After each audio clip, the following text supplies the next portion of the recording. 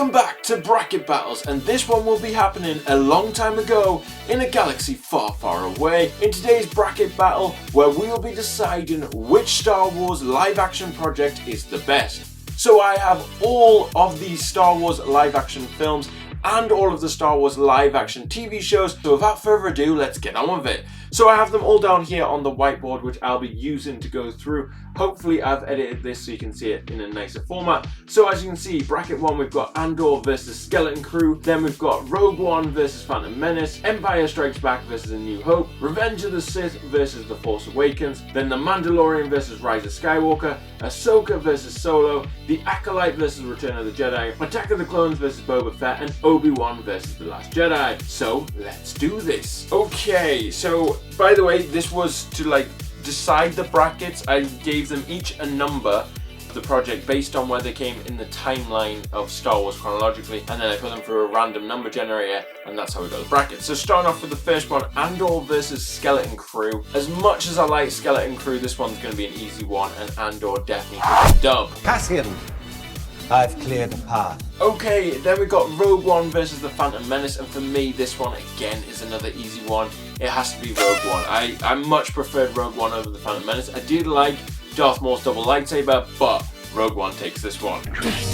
Then we come to a really difficult bracket, and that is Empire Strikes Back versus A New Hope. And I love both of these. Growing up as a kid, I used to watch these on VHS tapes all the time.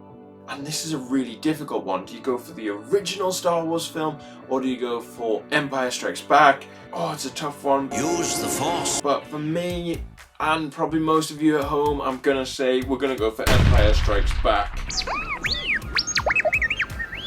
Okay, then we've got Revenge of the Sith versus The Force Awakens, which is an interesting one. It's the prequels versus the sequels in this one, but for me, I think Revenge of the Sith is a much better film.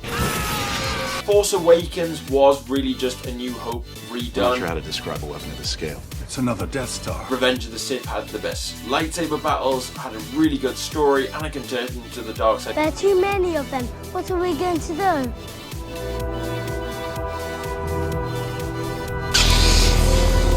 And every time you watch it, just gets better. So I'm going to put that one. Then we move over to the other side of the brackets, and we've got The Mandalorian versus Rise of Skywalker. Now, I wasn't a particularly big fan of the Mandalorian series. I have spoken. But then again, I wasn't a particularly big fan of Rise of Skywalker. There were so many dodgy things that went on with that. So I'm going to say The Mandalorian takes this one. Then we have Ahsoka versus Solo. Ahsoka is a series I did really enjoy. It was interesting to see them taking it outside of the Star Wars universe. There's a few things that were a bit, rogue, like the whales that can go faster than the speed of light. That was a bit bizarre. But then we're talking about Solo, which wasn't a brilliant Star Wars film, was it? I hate you. I'm going to throw in Ahsoka. Then we come to the Acolyte versus Return of the Jedi. Do I even need to explain this one? But Return of the Jedi takes this one with an easy dub. Then we come to the interesting bit where these two need to go first before we can do the next thing. So we've got Attack of the Clones versus Boba Fett. I really just didn't like Boba Fett as a series. I thought it was a real waste, especially when the character was so beloved beforehand. So I'm going to put Attack of the Clones.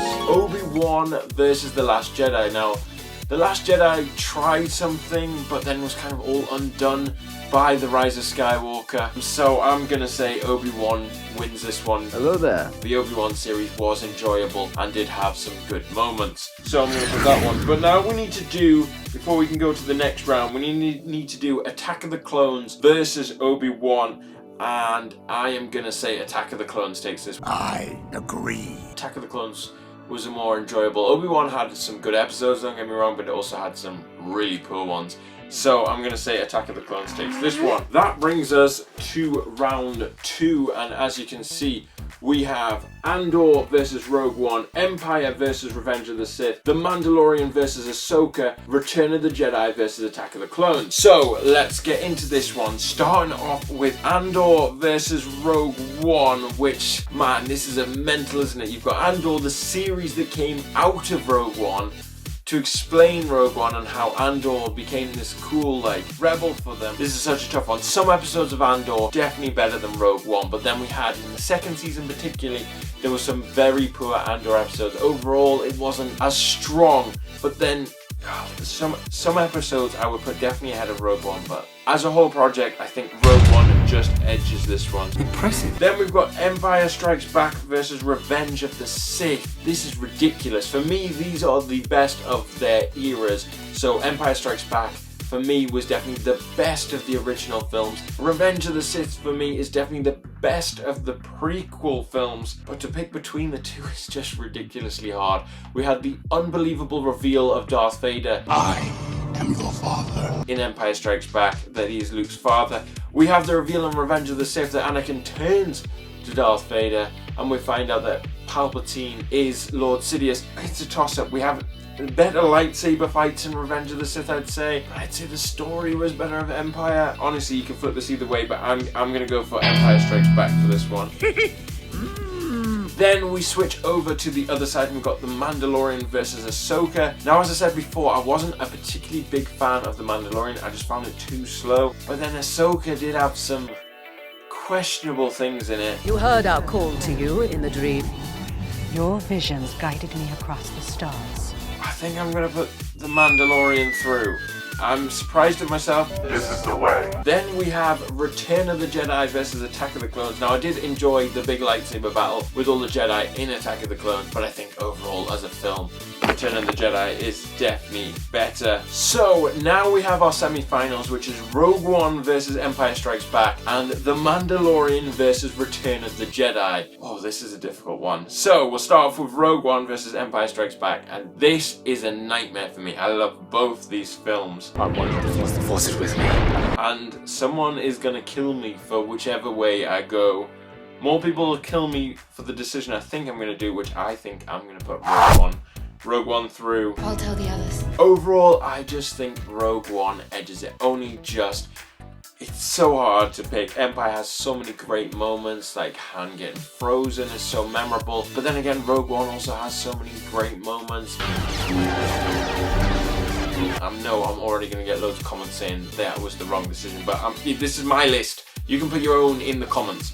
Okay, then we have The Mandalorian versus Return of the Jedi, which I'm going to say Return of the Jedi wins that one.